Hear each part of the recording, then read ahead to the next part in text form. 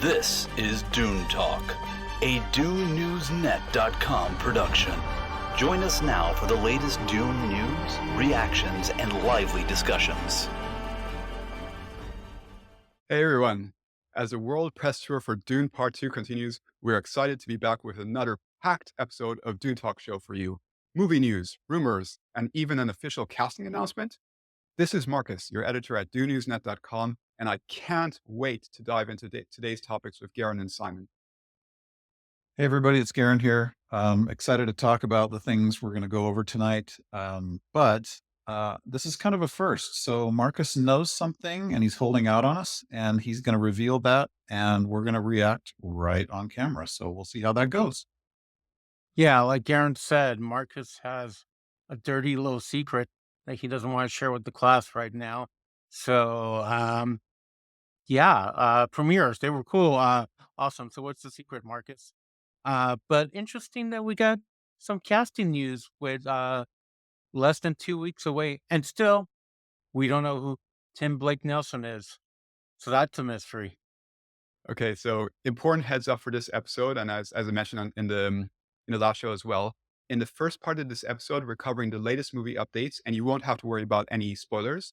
But then in the second part of the episode, I'll give a warning, and we're going to be addressing some of those big rumors out there. And some people would consider them to be major spoilers. So if you're looking to avoid those, please be ready to stop watching or listening when we give the warning. So with that out of the way, let's go ahead and talk Dune Part 2. Dune Movie News. First story. Thursday evening was the London premiere of Dune Part 2. Denis Villeneuve was accompanied on the red carpet by many of his crew, including composer Hans Zimmer, editor Joe Walker, executive producer Tanya Lapointe. And the movie's spectacular cast were there and forced to promote the movie and interact with crowds of fans. Of course, stars Timothée Chalamet and Zendaya, and the latter appearing in a show-stealing outfit. We saw Austin Butler, Florence Pugh, Rebecca Ferguson, Josh Brolin, Stellan Skarsgård, and all the others. However, it was a new joiner that grabbed all the headlines. That's right, as Simon mentioned, we're just 2 weeks before the movie's theatrical release, and we're still getting surprise casting announcements. Anya Taylor-Joy was with the aforementioned stars on the red carpet, and she confirmed that she is playing a role in this movie, although she wouldn't reveal which character that is. Simon, this takes me back to some of the early fan casting discussions on social media, where the name Anya often came up when talking about, who Princess Irulan could be, for example. So, without spoilers, what's your reaction to hearing that she's joining the cast in a mystery role? Well, so the problem is I have way too much free time and I'm on Twitter quite a bit now. So I kind of knew what Letterboxd spilled and then they took it off. And IMDb does not have her at the time of recording listed as this character. I thought it was kind of weird that she showed up for the press screening in England and not anything else.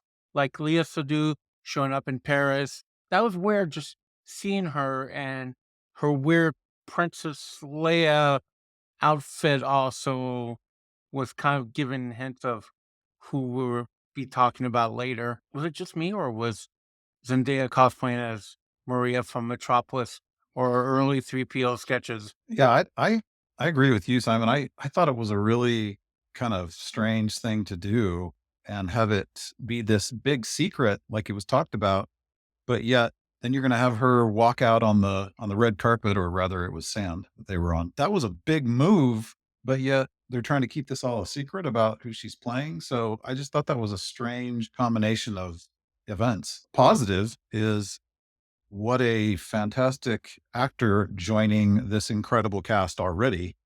It just beefs up the power of this cast even more. So I did think it was a strange thing to do suddenly like that. I mean, maybe that's the whole point, is to keep us on our heels and surprise us with some of these things. But I'm not sure why now it's all supposed to continue to be hush hush, because later in this episode, we're going to talk about what we think about her. So yeah, interesting. Yeah, that's a good point. Yeah, we've already talked about how the cast from Dune Part 2 is already a dream come true. And now another highly popular name is being added. I feel like, hasn't Villeneuve succeeded in assembling probably the most talented movie cast in modern in the modern era? But it's interesting that she was at the premiere. Like I was watching it. My wife was like, "What, you're not watching the premiere on TikTok? The London premiere?" I was like, "Oh, I should." And then I started watching it, and then she showed up. I sent Marcus a screenshot. I was like, "Well, I guess that's official now." Yeah. What we'll talk about in a little bit. Yeah, when you first sent me the screenshot, I was like, Where did he get this from? Has it been like some mystery leakers or something?" And then I was like, "Oh, it's on TikTok."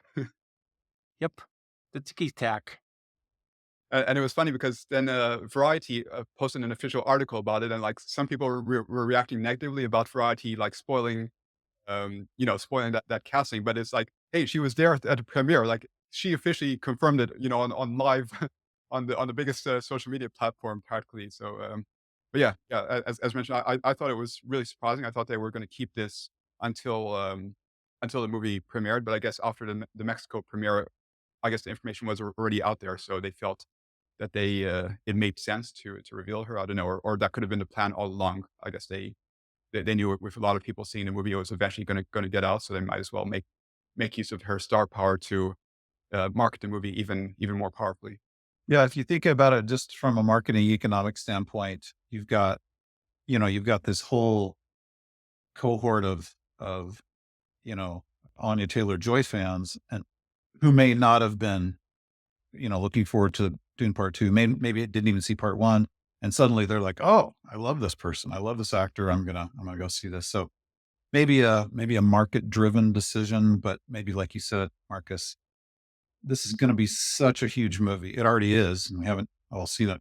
All of us haven't seen it yet, but it's just huge. And so how do you contain all that? You might as well get leverage out of these incredible actors by getting them out there. But yeah, I just thought it was kind of it didn't feel very smooth in the way it was rolled out, I guess is how I would say it. Yeah, cool. So as mentioned, we'll be diving further into the story in our spoiler section later on. I do want to give a shout out to our fellow Dune Talk co-host Mark, also known as Dune Info, who is present in the fan area. He got some nice photos for himself there. So looking forward to hear his reactions as well in an upcoming episode. Second story: original motion picture soundtrack for Dune Part 2 will be available on February 23rd, 1 week before the movie hits theaters. Two-time Oscar winner Hans Zimmer is back, of course, with a 24-track album that promises us to take us once more to Arrakis as well as DD Prime and Kitane. The composer commented that he's been working on the movie's music for some time. In fact, since the end of part one was complete. In the press release, he was quoted as saying, "I never left the world of Dune. In fact, I think Denis Villeneuve thought I was quite mad because I kept writing after we finished the first movie. But because I knew the story, I knew the book, I knew what was coming our way. And in fact, a lot of the main themes in the second movie were written at the end of the first film, before Denis started shooting. It felt important to carry on writing when we were still in the same spirit, this same frame of mind. And two tracks from the album can already be listened to now: Time of Quiet, Between the Storms, and Harvester Attack. Garin, I'm starting with you, of course. What did you think of those two pieces, and what are your hopes for the rest of the soundtrack? Yeah. Yeah. So I listened in a couple of different ways, listened on some smaller speakers, listened to headphones and some larger speakers. And I'm an audiophile, so I really want to hear all the different sounds.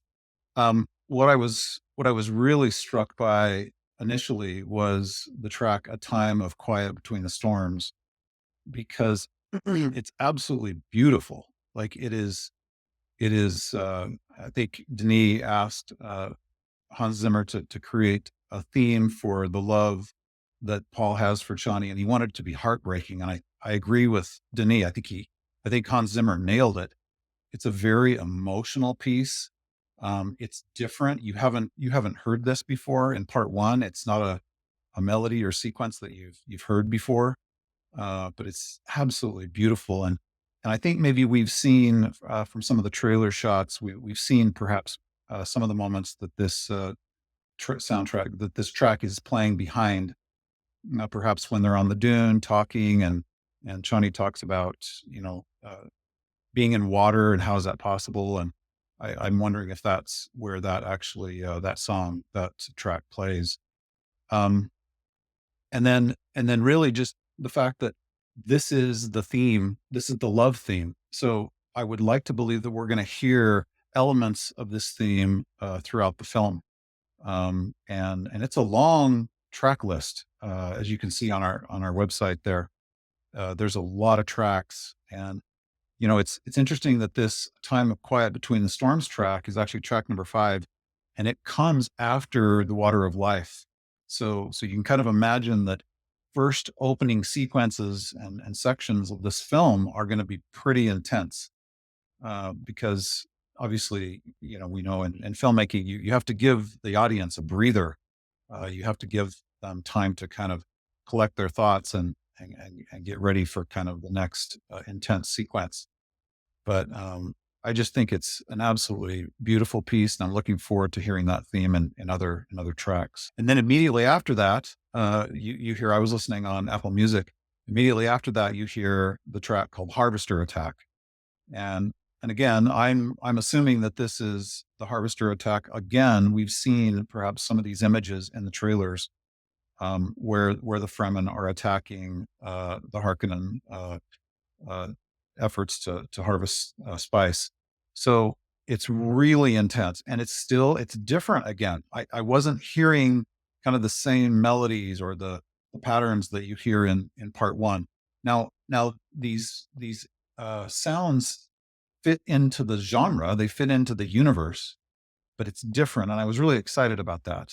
I want this to be a unique experience. The music needs to feel unique, but it also needs to feel like it fits. And I think with these two tracks, I was assured that that's going to be the case. The Harvester Attack track is very loud. It's obviously, you know from Hans Zimmer, drums are a central theme.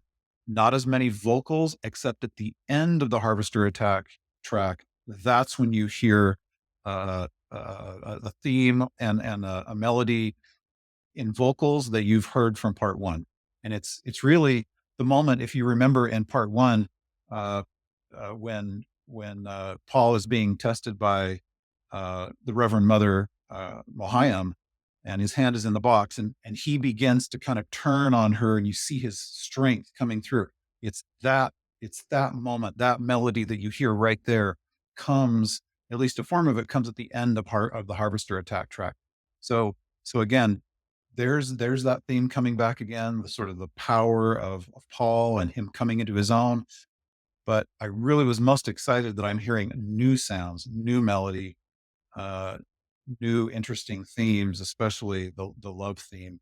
So I feel like I'm about as excited just listening to these two tracks as I was last time listening to the whole part one soundtrack. So I just think it's gonna be really good stuff. And I love the fact that Hans Zimmer was already writing this stuff as they were finishing part one. Like, he was so into it. I mean, he's a true Dune fan of the book. And so for him to just allow that creative energy to just continue and to flow from part one. I mean, for heaven's sakes, he got an Oscar for the part one soundtrack. So to just let that energy continue to flow in his creative juices to fold right into this next film, I just think that was a brilliant move, and I'm not even surprised. He says Denis says he was mad. Well, genius. That's the creativity coming through, and I'm glad because he really is a genius. Very much like part one, I'm not going to listen to these until I watch the movie. I skim through them really fast, just like that. I knew what we were talking about tonight. It's kind of like I want to be taken away with the music and seeing the scene. But when I've heard of a time bef- a time of quiet between the storms, which I think is funny that they released this a couple weeks before the movie comes out with the title like this. But I did feel that epic scale, like, you're right, like what we've seen in the making of the trailers of Chani and Paul just talking romantically on the dunes and just having that big scale. I'm looking at the track list, and it's interesting. There's one called Paul Drinks. So I guess we are gonna get Paul drinking some kind of liquid that we weren't sure about. And also one that we called way, way back called Gurney's Battle. So, and that's been hinted at more and more. So it's interesting looking at the track list. I remember when the Phantom Menace came out, I think it was like a good couple weeks before. the movie came out, and one of the track lists was Qui-Gon's funeral, like totally spoiling. Hey, it's 25 years old this year. I can say that now. But I remember seeing that and being like, wow, Lucasfilm, you let that one go. So that was kind of surprised. I'm curious about the one called Kiss the Ring. Is that about the last scene in the book? Like something we've been hinting at? Or is that just Faye being like, kiss my ring and bow down, little Paul Atreides? So it'll be interesting. I I will definitely buy the soundtrack. I'll get the vinyl when it comes out. I'll get through Apple Music also. But like I want to experience the music as I see the movie. Like be taken away. And what I've seen, like early reviews and what people have claimed that they've seen the movie, you're just so immersed and taken away with it. So can't get here soon enough. No, Yeah, that's fair, Simon. I totally respect that. I'll tell you though, I really think that I could listen to this whole entire soundtrack, and I'm gonna bet that I'm just gonna be completely taken away when I watch the movie. Oh yeah, I'm sure. But I respect the fact that you want to experience it the very first time with all your senses, all the images on IMAX. I respect that. Just I mean don't. the first the first soundtrack is still an amazing soundtrack. It You is. know, it's and I love that Han was just working on music. He's like, I know this is gonna get green lighted. Let me work on it, Denis. I mean, you gotta think Han turned down I forgot which Christopher Nolan movie to make the soundtrack for part one. So and he's always said that he's a big fan of the books. I remember when we saw those making of I think it was also in the IMAX special that we saw like the 10-15 minute preview, like talking about how he created new sounds, pretty much new instruments. So what you guys heard, does it fit with part one? Does it go with the flow of part one? Yeah, absolutely. 100%. Good. But it doesn't feel like a repeat. You know what I'm saying? Right. That's the uniqueness of it. so then, yeah, as mentioned, so the full track listing and all the other details are up on dunesnet.com. So check that out.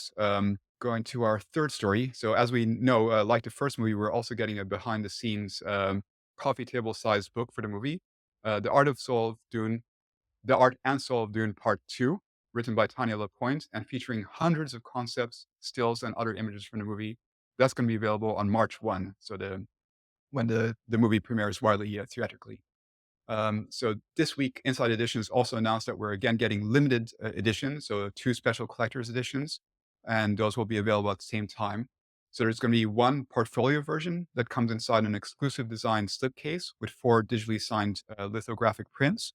And this one costs $130, which compares to around $60 for the regular version. And then there's one for diehard collectors, which I'm sure a couple of people on this podcast will be buying, though maybe not the ones on today. This costs $795.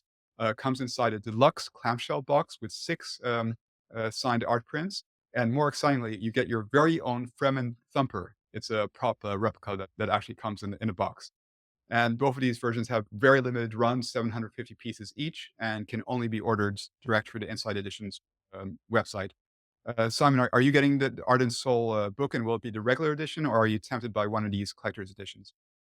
Uh, I would love to have my personal own thumper, but I'd rather spend $60 and be safe than $750.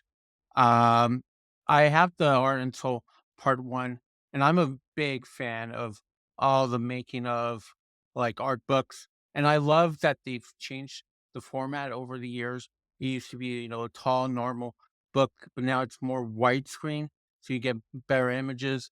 Like I have all the sequel trilogy from the Star Wars, all the single movies. Any movie like my mother-in-law got me for I was going to say Halloween for Christmas a couple years ago. She got me Arrival. So like that's also by the same creative team. I still need to get the Blade Runner 2049, but I love any arts and like behind the scene book made because I love awesome production design and I want to see pictures of the sandworm unit, the worm unit and how they shot that. So I'm totally up for it. The other book that I think I'm more excited about is the Josh Brolin book that we haven't talked about. That book I'm really excited about it, and the one that he did with Greg Fraser. It's an updated one of part one, I guess, with more stuff for part two. But any of those behind the scenes books, I'm always a sucker for. I really just love the care and attention that goes into these. I know the part one, Art and Soul of Dune, was just absolutely beautiful. And so it's interesting to me that, you've got the collector's edition with, I mean, who doesn't want their own thumper, right? I mean, that's awesome.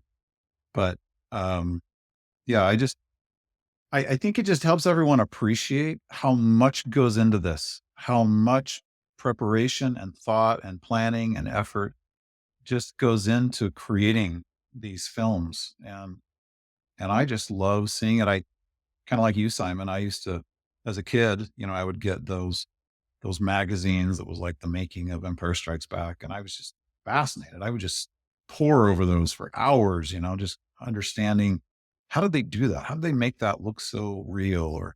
And that's exactly what they're doing here, but kind of on a whole new level.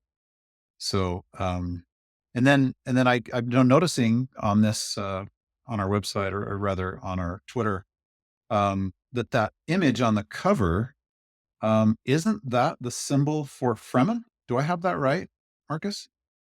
Yeah, for one of the editions, yeah. Yeah. So on the $130 edition is the Yeah. one I was looking at, I think. So anyway, I think that's telling, and it's just cool. I just think it's really fun to have these, and to be able to see behind the scenes and see the creativity that goes in behind it. I do have to say for myself, since I've had the experience of moving around a lot recently, I'm not as much into the habit of collecting physical products. But when it comes to these Art and Soul books, this is where I always make exceptions. I'm certainly going to be getting the hardcovers, the regular version for my shelf, and I'll also be getting the ebook version so that I can always refer to it on my PC and e-reader. So yeah, looking forward to this, and hopefully we'll do a review of that as well, closer to the release. And then Mark can do a Sean Tailwave Stumper because Mark's going to be in that one. Yeah, he will, 100%. Yep. Great. That covers all of our official updates for today. Coming up in a minute is our spoiler talk section of this episode. You'll notice that we were here with a smaller group today, and that's because some of the crew chose to avoid further spoilers since the movie's release is already so close now. So yeah, just letting you know if you feel that knowing some major plot points or key differences from the book would lessen your enjoyment of the movie, we'd recommend that you stop watching or listening at this point and then join us for the next episodes of Dune Talk. We have some press screenings coming up this week, and we'll be sharing our overall reactions with you very soon. So yeah, a final warning for some spoilers ahead. I must not fear, for fear is the mind killer. Fear is the little death that brings total obliteration. I will face my fear. Okay, if you're still with us, there's some pretty crazy discussion ahead. Around 1.5 weeks ago, there was that premiere in Mexico City, where, as mentioned, not only the press, but hundreds of fans got to see the movie. And it was asked for attendees not to talk about spoilers, and I believe almost everybody has respected that. However, we're living in the age of social media, and it's almost impossible for things not to spread. So the following information we're going to discuss is based on comments from those who have allegedly seen the movie, either in Mexico City or in the Paris premiere. And similar information has come from multiple sources, and some of it has been partially corroborated in the official interviews. So because of that, we believe that we're dealing with the truth or something that's near to the truth. But we haven't seen the movie yet ourselves. We're seeing it very soon, and we haven't verified this information yet. So we're still treating them as rumors. So starting out with the overall structure of the movie, and this is one point that does match up with the official interviews, there will not be a time skip in Dune Part 2. So as we know already, and this is what Villeneuve has mentioned earlier, Part 2 picks up immediately after Part 1 ends, and it's been revealed now that there will be no jump in the middle of the movie either. So to be clear, there will be weeks passing, there will be months passing. However, we won't skip suddenly several years into the future. Garin, knowing that in the book there were years that passed between Paul joining the Fremen and the final acts of the book, what's your reaction to hearing the timelines have been compressed for this movie adaptation? You guys, I'm kind of torn about this because I want it to be so true to the book, and I know Villeneuve has told us that he's going to honor that. He's made a commitment to that, but he's also said there's going to be differences, and this may be one of them among another one we're going to talk about probably. Um, I guess I understand maybe why. I mean, I can maybe see that there's a need to not create time skips that cause confusion. Um, the audience is going to need to be. I do appreciate that Villeneuve has been very careful with his audience that has not read the book. He wants to make sure. In fact, he even mentioned, and I think it was in Mexico, he mentioned you're going to be able to watch part two without having seen part one, which I found a little surprising. Um, I I can't imagine in this how easy it is to go watch part one on Netflix or wherever that anyone can't just go see that, and probably many people will go see part one before they go see part two. But the fact that he's being so careful about that, he's being cognizant of the fact that he wants everyone who's watching this film to not be lost or confused. So I do like that part. But the time skips in the book really are important to the story. They really play into some really key events. And not only that, but the evolution of some key characters. Yeah, I'm a little concerned about it, to be honest with you, Marcus. I think this could depart more from the book than I would have liked, and it does cause me a little concern. That's interesting, Garen, because you're almost taking the words out of my mouth that I was like thinking in my head now. Like, yeah, even before we get to the other spoilers, which are obviously going to be tied to this in a way, this change also has me concerned because we know in the book, as mentioned, it's years that pass, and Paul joins the Fremen and he gets to know their ways, and but there's still resistance, right? Like even until later stages, there are people who are still challenging him. So I feel like if you shorten that gap into like a matter of months instead of years, that sort of reduces his development. And also, we're talking about the whole thing about expanding the relationship of Paul and Shawnee. So obviously, that is going to be expanded in the movie. I think we're going to get a lot more depth than we are in the book, which I think that's a positive thing. But then again, you're compressing that out down into weeks or months, and we've talked about that before. Shawnee, like she's not impressed with Paul in the beginning, and then like how quickly is that going to go from like she's okay for him to die. She doesn't believe that he's the one. And then like later on, she's falling in love with him, and they're going to have a child together. The blue ribbon and all this. So it just, I'm sure that Denis has reasons for making that decision, and that there will be like a good execution. But like I am concerned. I really have to see how this is going to play out. I agree with both of you guys. When I heard there was no time jump, I guess what I heard from one of the interviews with Josh Brolin, it's been 9 months since Gurney has seen Paul. But also, I've heard Timothy say it starts off really fast with the funeral of Jameis. I don't know. I kind of like when I read the book and even the Lynch one and the horrible, you know, segue to like many years have passed. How much to learn the Fremen way? It's not something that he does overnight, and they have to trust him and also create a bigger threat with Raban being in charge of Arrakis and squeezing it, really for what it is. It's I trust in E, but it kind of doesn't get me worried, but kind of goes, why are you so like why do this so fast? How bad would it be just to do a quick, edit explaining time has gone by, very much like the Lynch movie. So 1 point for the Lynch movie right now. And one other point later when we talk about something. But it's just I don't understand why it's not a big deal. Just do do a voiceover or put a little title card with a different date, a different year. That's actually like a very very funny point I didn't think about when you mentioned Raban, right? Because like basically in the book, Raban is reinstated. He takes over Arrakis again, and like he has like I guess years to sort of like try to get control of the situation and control the Fremen. And now he just has weeks and months. Like poor Raban. Like, He's give really the guy like his some lucky break. charm. I mean, it makes the Baron even more evil, right? That he didn't even get a proper amount of time to run the operations, right? Yeah, you guys, I just think there's a lot of implications of this that are going to affect things in the evolution of some of these characters. So, I mean, we're going to talk about Alia in a minute here, but the whole idea of having time pass allows Paul to develop and to uh, gain the trust and respect of the Fremen, which let's be honest, this would take a while. Like this, the Fremen were being, not only are they being suppressed and controlled by all these outside houses, but now here's the new one. Here's the Atreides, right? So the Atreides are not their friends at this stage of the game. The Atreides are still like the enemy.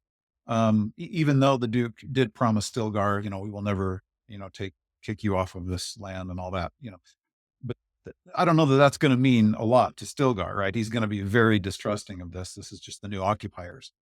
So how do you have Paul and Jessica be brought in and integrated into the Fremen society when there's going to be so much antagonism and distrust?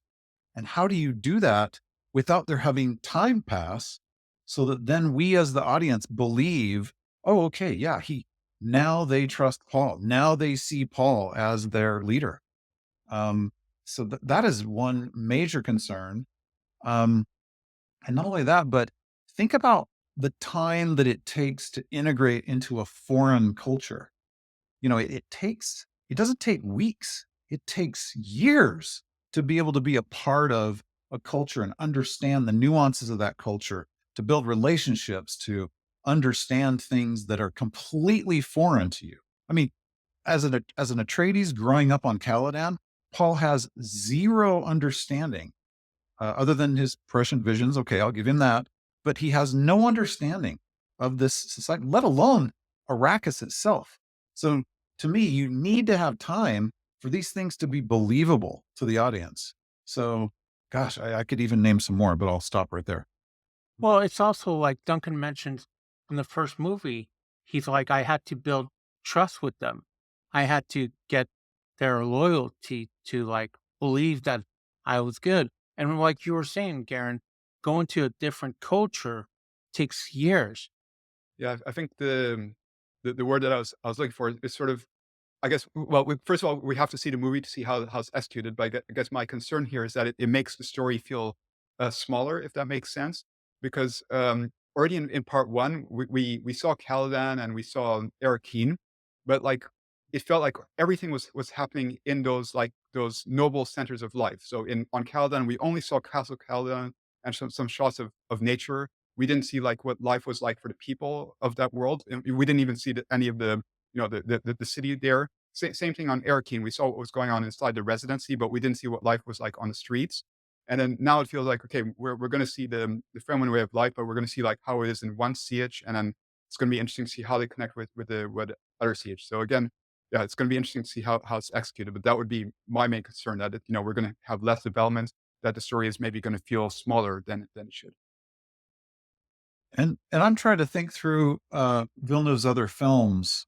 We need Johnny, our other co-host, for this, but um, I can't imagine that there's something. I know that voiceover is something that is among many filmmakers is kind of seen as a lazy way to use exposition in your film. Even though I actually love the original Blade Runner and the way there's that voiceover in the first version, but it is seen as kind of a less ideal way to tell a story.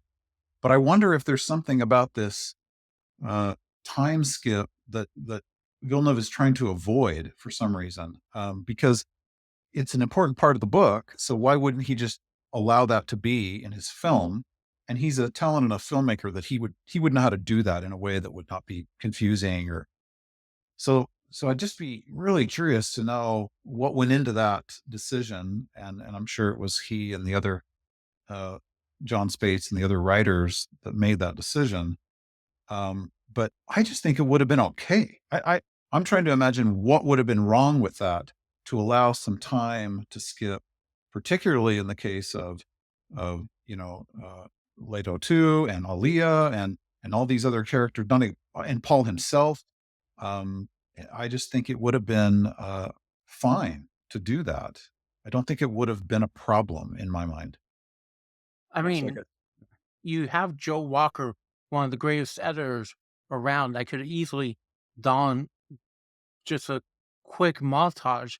Doesn't have to be 4 hours long, the montage, but just show like the evolution of stuff. I don't You guys, I did just think of something though, because this film has a unique creative way of showing prescient visions of the future. And I love how it's done. We've talked about it on this before with the lens flare and it's like when you're watching part one, when Paul's having a prescient vision. Um, and it's not accurate always. And we learned that in part one. He explains that to the Reverend Mother, that it's not always exactly how he dreams it. And I wonder if Denis was trying to avoid having there be, you've got these time jumps in the future with prescient visions. Would the audience maybe get confused by that? So we need to keep the timeline of the film in succession, because we are going to see some of these future events like Alia, like the future that we're going to see in Dune Messiah. And I believe we are going to see Dune Messiah. So that just occurred to me. Yeah, and I think part of the answer is tied to the next point we're going to talk about, which is the other major rumor. So if we have shortened timelines, this point follows logically from that there's not going to be an appearance of Alia as a child in the movie. Since only months are passing instead of years, it's likely that shot of pregnant Jessica that we saw in the sneak peek sizzle reel, like when she's like inside the siege and she's clearly pregnant at that point, like in a more advanced stage. It's likely that that's further into the movie. And this feels pretty legit, this rumor, because there was a Times article and even like one of the recent interviews where Rebecca Ferguson was talking with Nerdist, and she mentioned the concept of Alia as an embryo in the womb who's already communicating with Lady Jessica throughout the film. So that's yeah, intriguing thoughts concept going out there, and we don't know how that's going to look visually. Of course, the people who have watched the movie they can comment on that. But yeah, Simon, all of us on the show have been excitedly discussing young Aaliyah for the past year. What are you thinking now that, unlike the previous adaptations, we're not getting that aspect in this movie? I'm shocked. Who knows? Denis might actually give us a younger version, but I think the casting of Anna Joy Taylor as an older Aaliyah in one of Paul's visions is pretty much confirming that we're not going to get little Aaliyah stabby stabby, like Rachel would say. But it's interesting. I like that she has already a connection with Paul and Jessica through the wound. It's going to be weird. It's going to be trippy. It's Dune. Um, I think Denis can handle it right.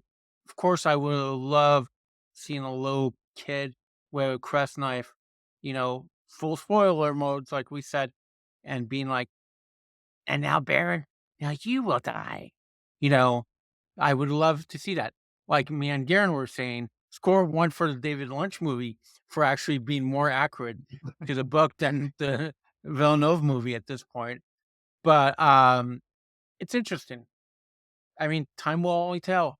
I like that there's a vision. I still think there has to be visions of stuff from Messiah to end the movie, because they keep saying it ends in a dramatic form. And I don't think it's the Cheney Erlon, like, I'm going to take her as my wife and you'll just be my concubine. I think it's something bigger than that. I think it's something that's going to shock even book fans, because Denis keeps saying, this is my vision. I kept true to Frank Herbert, but I twisted and turned some stuff. So I'm curious. It'll be interesting. I also want to know what you're hiding from us. That's what I'm more interested in right now. Well, maybe you've heard it already, but we'll get into that soon. Now, Garin, I'm wondering, like, when you're hearing this thing, like, I mean, just hearing the concept of like an embryo which is communicating with Jessica, and we know that from the people who watched the first 10 minutes, like there was the reports of that Paul actually within the first 10 minutes he's already communicating with Alia in the womb, um, and that apparently it's a visual scene. So this is already like quite a, as Simon said, like it's Dune, it's weird, and like people were saying, oh, like yeah, maybe Villeneuve wants to avoid the whole idea of like having a child like who's acting like an adult, and that would look super weird. But this already sounds weird. Like, what can you imagine the reasoning for this would be? Yeah, first of all, I think, I mean, let's talk about the fact that Denis and his team took a year to design the sandworm. Okay, so imagine the level of thought and detail and effort and money going into creating the sandworm so that it's believable. Same thing with the ornithopters, right? Because the worst thing you can do in an adaptation of Dune is to have people go or chuckle to themselves like, "Oh, that's goofy. Like that's funny," when it's not supposed to be serious. I'm wondering if Villeneuve and his team tried to figure out a way to have this 2 or 3 year old toddler girl who speaks and acts like an adult, not only an adult, but like a reverend mother adult. I wonder if it was just too far. It was just not possible to have it be a visual cinematic experience that felt real or like it could be real. I get that we're in a science fiction universe here and anything's possible. I understand that. But Denis wants things to be rooted in some sense of reality that the audience can relate to. So I just, my only thinking on this is that maybe they even tried to do, some storyboard, pre-viz stuff. And they tried to do something with a little toddler for Alia and have her walk and talk. And it just, Denis like, nope, this is not going to fly. This is not going to work. The audience will be instantly taken out of this. And suddenly we're watching a Pixar film or something. And I wonder if he made that decision to keep things not so rooted in the weirdness. I mean, I love Frank Herbert's weirdness, by the way. I just think it's incredibly creative. But for Villeneuve to have this be a worldwide film, and he already knocked it out of the park with part one, he has only the opportunity to make it even bigger in part two. Maybe he felt like I can't risk this with a little toddler Alia walking around stabbing people. It just isn't going to work. So then what you do is you capitalize on the preborn theme. So you have Alia who is speaking as an adult with Lady Jessica, her mother, but maybe you expand that to she's speaking Alia, preborn Alia is speaking with Paul too. And you kind of connect this with kind of a, I mean, it reminds me a little bit about with the at the end of Empire Strikes Back, where very end, where Luke hears Darth Vader speak to him, right, and it's almost like I'm speaking through the universe to my father, or in father to son, and I wonder if there's just some family consciousness that's being connected, even though that was established in the book and in the subsequent books, by the way. But now you're avoiding the little toddler syndrome, visually looking goofy, and you're bringing in this conscious connection so that you're staying in the timeline. And then you see a future vision of the adult or young adult Lady Jessica, which is going to play a big role in Messiah. So that's the only thing I can think of at the moment. Yeah, no, I think it's interesting to ponder all of that, and like, yeah, Darren, I think that's like really plausible that as you're saying that maybe they did try it and they weren't finding a way to work. But then on the other hand, I think back to the Lynch movie 40 years ago, or even the mini series, and they did have a toddler, and I would say that that's maybe one of the aspects of the movie that was, like objectively, if we step back, maybe it wasn't the most realistic and, like it wasn't the best possible portrayal. But I'm thinking now, like in 2024, like with all the different technologies we have at our disposal, with all the possibilities, with like with aging, de-aging, those sort of things. Like I can't imagine that like a director who's a visionary director like Denis Villeneuve, that he wouldn't be able to find a solution to make it work if he wanted to. Like I guess that's my thought. Well, let's remember this is also rated PG-13. You bring little Alia into it, it might get a rated R, therefore you lose money at the box office. So there's probably Hmm. that goes into it. But I agree with you, Garin. It's such a crucial part, especially when you go further into Messiah and children. So I don't know. I mean, I do want to just acknowledge that kind of what you were saying, Marcus, that an adaptation has to be the vision of that director. It's not Frank Herbert writing the script and directing this film. We love the book. We love the elements of the book. We even love the strange, weird parts of this book. But maybe I have to kind of suspend my loyalty to everything being perfectly aligned with the book to be able to embrace Villeneuve's vision of this, because he really has transported me to Arrakis in a way that even Lynch didn't quite do. And and everything about it, we just talked about the music, we've talked about design aspects. I mean, I just we've always kind of said we trust Villeneuve, and I'm just gonna trust that his vision is gonna give me that experience, even though it may not have every element of the story that I love so much. And quite frankly, that's okay. I need to be okay with that. It just kind of feels like I'm having some parts of me ripped out or something, because these were images and sequences that I envisioned so many times reading the book, even as a young kid. And my imagination could picture Aaliyah running around, killing Harkonnens and Sardaukar, and then at the end killing the Baron. Like I could picture it. It all worked in my head. So I guess I wanted Villeneuve to honor what was in my mind, but this is his vision, and he's far more talented at filmmaking than I am. So I'm just gonna go with it.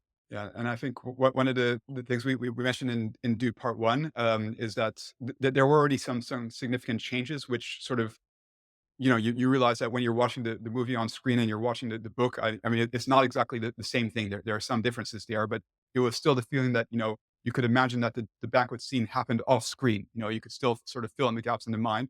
But it feels certainly with this second part of the movie, that's not going to be the case, that there are going to be some significant changes. So I think at the end of the day, I think what's going to make or break the movie is at the end of Dune Part Two, if I really feel that he's stuck a landing to the themes and, like maybe reinforced the messages from the book. So I'm really helpful for that. But yeah, as you guys were already alluding to, so even though we're not going to see Child Aaliyah as mentioned, we're going back to that casting announcement. The people who have watched the movie say that Anya Taylor-Joy is playing the adult version of Alia. Um, and basically, Paul sees her in the vision scenes, and apparently it's not a very long scene. It's a brief thing, but the whole aspect of Denis casting, like such a popular actress for this role now, like I can't imagine that there's any other reason that he's already thinking ahead to Dune Messiah, because as mentioned, he's already working on a script. It's in advanced stages. I mean, I guess certainly he could, like pull back at a certain point and just say like, okay, it's that was a vision, and then now we're going to see like the real Leah and like cast her again. But like, it wouldn't make sense. I feel that this is really like a long term choice that he's made. So, Garen, how do you feel about this casting choice? Do you think it makes sense? Yeah, yeah, I do. I mean, uh, I think Anya Taylor-Joy is uh, is a fantastic actor. Like I said before, I think, I mean, really, it's reassuring to me that you have an actor at that level of skill and experience, being brought in, on the red carpet, as it were. But really, I agree with you, Marcus. All this is making sure that we have an actor that can depict adult Alia in Messiah. And for those of you that have read Messiah, she is a pivotal character. She is a major character in that story. So you've got to have someone with the acting chops of Anya Taylor-Joy to be able to pull something like that off. So even though she may be only in this film just for a few seconds or minutes, I don't even know, she is going to be in the universe among the cast because she has a major role to play. And I love that, because that tells me that we've got Messiah coming. I just can't see any scenario where we don't have Messiah coming. So another confirmation that story, and like Villeneuve has always said, he wants to complete the arc of Paul, right? So it's a trilogy.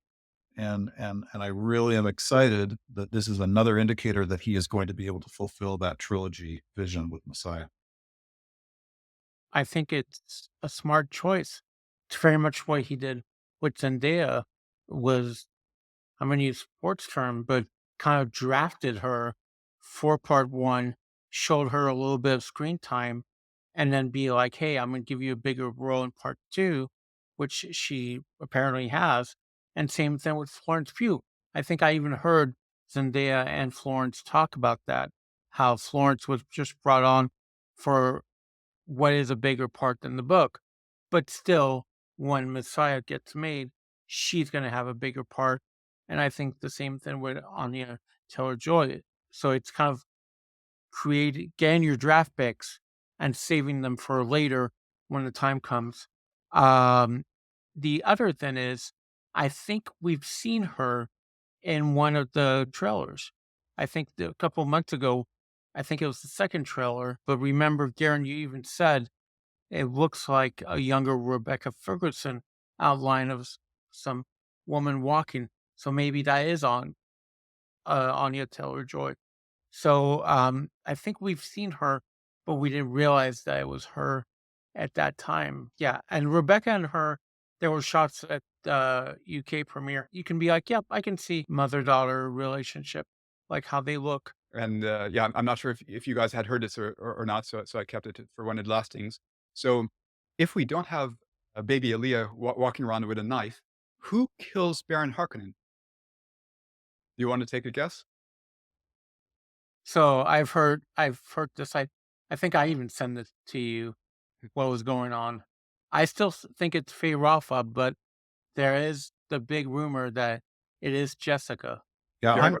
I'm going to go with Jessica. And I didn't read this today. I wasn't able to stay up on everything, but and the reason I like that, if you're going to change it from Alia, you're at least keeping it in the frame of, here's my daughter, not my granddaughter, but here's my daughter who is going to take matters into her own hands and eliminate the psychotic evil antagonist. And I think that, to your point, Marcus, I think if you make that character adjustment, you're staying true to the tone and the theme of Frank Herbert's book. I like the idea of Feyd killing him, Simon. I think that's cool. I think that's fun. But I'd like to believe that if you're going to stay as close to the truth as you can, then you have Jessica do that. And maybe it all comes down to, this is my father. This is not going to work. I have got to take this guy out. And it also goes along with the strength of Lady Jessica that Villeneuve has depicted all the way along, even in part one. Even though I know Rachel made a really good point about, not being, or maybe it was Kara, said we didn't get to see all of the physical, just the one interaction or the one fight with Stilgar in part one, but we didn't get to see all of the body muscle control stuff, that we know that the Bene Gesserit have. But at least you're staying true to Lady Jessica being this very powerful, formidable now Reverend Mother, skilled in the weaponry and the fighting skills of Bene Gesserit, and she takes out the Baron. To me, that feels like the best option. Those are rumors. So there have been rumors, Yeah. and those could be two options. And I've seen actually some conflicting things. But if the rumors hold true, like this, the same as the other sources, it will actually be Paul who does the deed. Mm, Okay. okay. But there is two cool things about the Jessica thing, if it does happen. We've been building up this whole entire thing, seeing Jessica being like, your father didn't believe in revenge in all the previews. So it shows that she hits her trigger point where she knows that she wants revenge. And also, how much love and honor is it to kill the Baron, the man who killed her beloved Duke Leto, also getting revenge? I think it would shock the audience, showing, hey, these Bene Gesserits are pretty dangerous and deadly. Yeah. I like that, Simon. I like what you're saying. So Marcus, I can see why you would continue to reinforce Paul's ascension to the throne and power by having him take out the Baron. That would also work. Man, I have trouble with that because of the book. Like, man, that's a different story to me. Um, having Jessica do it, it's just a tweak, or a shift. Having Paul do it, it's like that's like rain at the end of the story, right? I mean, that's a little bit strong for me. And I think this is what Villeneuve is alluding to when he says that his adaptation has some differences. So this is one that I'm torn on, but I see like pros and cons to both sides, because of course this totally takes away from Alia's story. But as mentioned, like Alia's not going to be a focus on this movie, and he's keeping her for Dune Messiah. And then I do like the idea, if it had been Jessica, that would make sense, that Jessica is basically she would be killing her own father, right? Um, but yeah, like the way that this plays out and the way I'm imagining it in my mind, because we've seen that shot in one of the trailers where it's like someone who's walking and holding the bloody knife, and then later on we see like in one of the teasers we saw a shot, it's Paul and his knife is very bloody. So that could be like like Paul has come into the room, like he's a cloaked figure, no one knows who he is. He kills the Baron, and then he reveals himself that like, I'm Paul Atreides. I survived. And, like, imagine the reaction from the Emperor and everybody else in the room. But also, like, this is reinforcing the moment that Paul is really, it is that Emperor Strikes Back in a moment, in a way where, like, Paul is, like, taking some decisions, and he's going all in on that revenge. He's going to kill the Baron. He's going to kill Feyd, and then he's going to take over the throne. And I think this really hits home that message at the end, that this is not a hero anymore. So by the time we see him seated on the throne, you know, like we have a strange feeling. Like I can imagine, like that part is just speculation because we haven't seen it ourselves. But yeah, to me, this part, like as mentioned, I'm torn because I don't want to see like deviations from the book. But at the same time, this is really intriguing. Like I really want to see how this plays out, and I think it could work out well. That's really interesting, Marcus. Because Villeneuve has stated more than a few times how he wants to make sure that we know Paul is the anti-hero. It's not it's not the standard you know mythological hero story. So I like what you said there. If we see Paul throughout part two, we see him continuing to be a stronger leader. He gains the respect and loyalty of the Fremen. They defeat the Emperor and all of his power and armies. And then at the end, we're kind of left with this. I like how you said it, Marcus. Kind of this unsettled, weird feeling, because here's our hero, and he's a murderer. I mean, again, it's defeating evil. So it's like, oh, well, that's okay, right? But maybe we're left with a feeling of like, wait a minute, is this going the way we thought? Is this hero, is there some elements of like evil in him? You know? And imagine, you guys, think of that part in part one, uh, in the still tent, where Paul sees that vision of he and Chani up in that uh, transport ship, looking down on the armies, and they have a really evil, weird look in their eyes, both of them. It's like, that's creepy. That's not who we think these people are. So what if he's going for something in that tone, Marcus, right at the end of part two, so that we're all left like, oh, great, our hero defeated the evil emperor, but I don't feel any better. This feels scary, you know? And that's what they That can could be be a lead talking ab into to Messiah, a perfect lead into Messiah.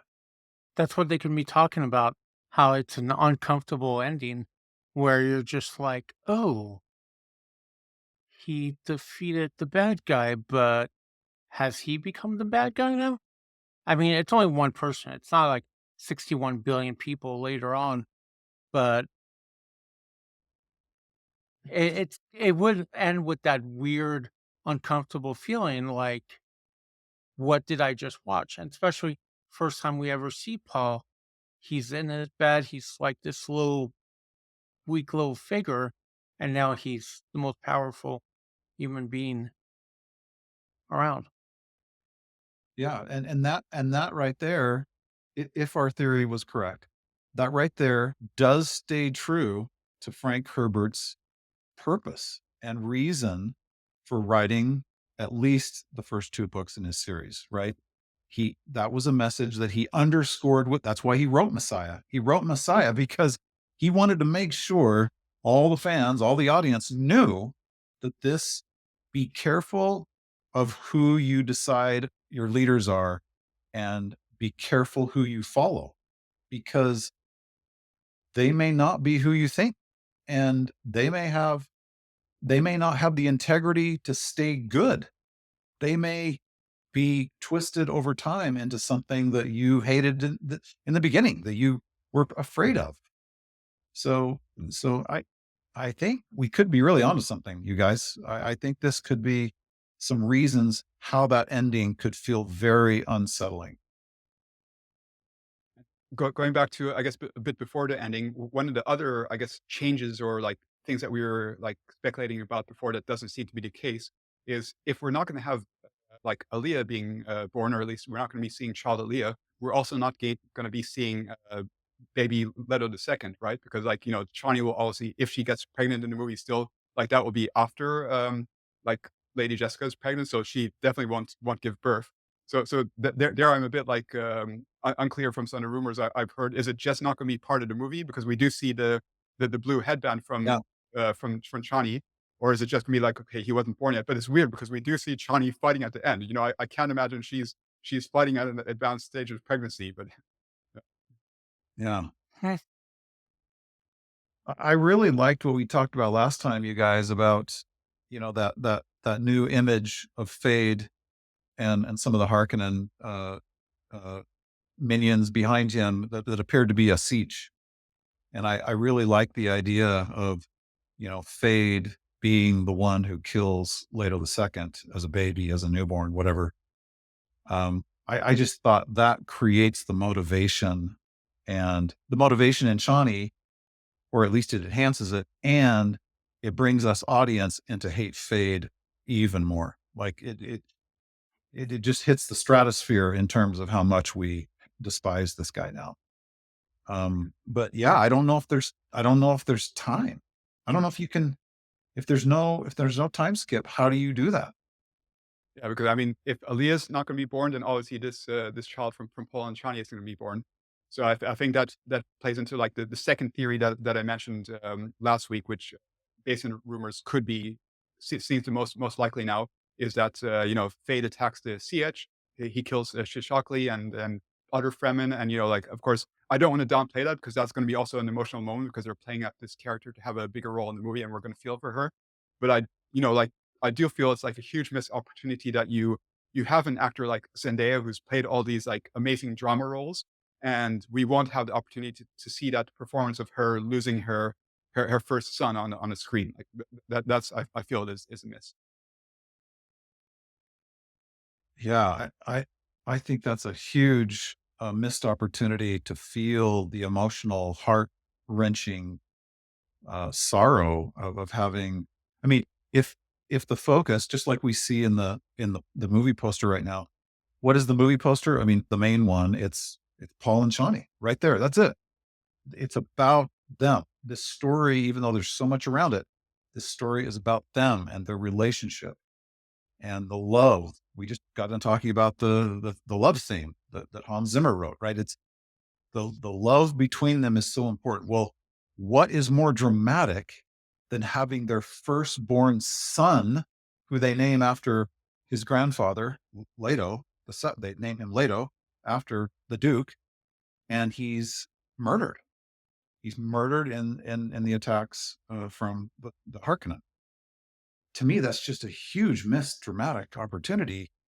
And that's one of the things in the story that, although it's very brief in the book, it's literally like a sentence, but it causes you to just go, oh my gosh, like they just lost their first. We thought this baby was going to be the next heir to the throne, right? And now he's gone. I mean, that's just terrible and heartbreaking. So I don't know. I don't know, Marcus. That's exactly one of the points that I would have loved to see expanded, like on Right. the screen adaptation. And you've got two actors that can really display that emotion so well. Both of them. They're both so good at that.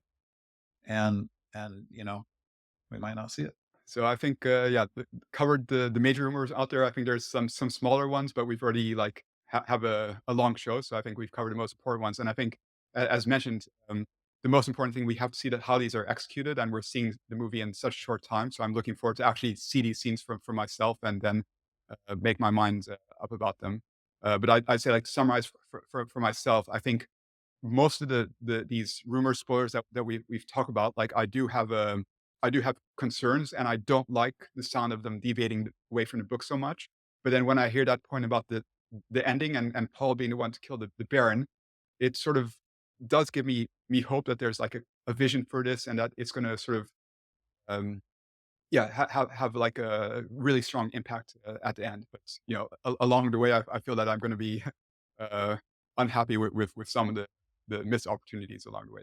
I know I've been a little bit negative about these concerns, but I think there's going to be enough ornithopter shots that I'm going to be perfectly happy. All right, people, we're coming down to the final finish line. You can follow me on social, Dowdy everywhere. Can't wait until we actually get to see the movie and stop talking about possible spoilers and just go in full spoiler mode as we'll break down this movie probably in 6, 7 parts like we did for part 1. If you're bored these upcoming weeks, go back and rewatch those episodes. Hey, thanks for joining, everybody. Thanks for all your comments and support. I love to hear all of your opinions, not only about the things that we say, and we love when you disagree with us, because these are just our opinions. We're just super fans, and I know I was a little bit concerned today, but honestly, I think I'm going to be able to get through those concerns, and mostly I am really devastated that my two co-hosts here are going to see the movie before I will. So I'm really down about that. Yeah, this is Marcus here. So just want to say, like, thanks so much to the community for all the support and all your suggestions. And we really enjoyed to hear your feedback. And one of the reasons that we decided to do spoiler episodes, because we were undecided if it made sense or not, was because we had a question from so many of you to discuss some of these spoilers and share thoughts and go into what was going on. So yeah, like, really appreciate it. If there are things that you want to see more of in the upcoming episodes, just let us know. But as mentioned, we're on the evening of seeing the movie very soon. So soon you'll be seeing our reactions, having the full thing. So we'll be having some episodes with overall reactions without spoilers, so to get you warmed up, excited for seeing the movie yourselves. And then we'll be doing, as usual, our traditional series of going through in detail, scene by scene, through the whole movie. Until the next one, take care.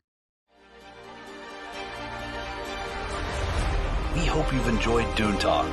Remember to like, subscribe, and turn on notifications so you know when the next episode drops. Stay tuned to DUNENewsNet.com and add us to your social feeds. Be the first to hear breaking news and reviews.